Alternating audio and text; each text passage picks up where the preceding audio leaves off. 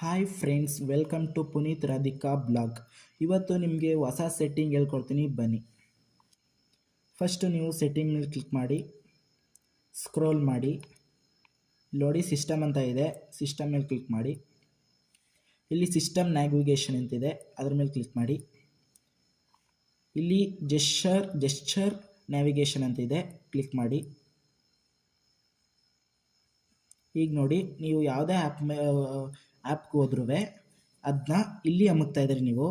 ಈಗ ಇಲ್ಲಿ ಹಿಂಗೆ ಬೆಳ್ಳಲ್ಲಿ ಈ ಥರ ಮಾಡಿದ್ರೆ ನೀವು ಬ್ಯಾಕ್ ಹೋಗ್ಬೋದು.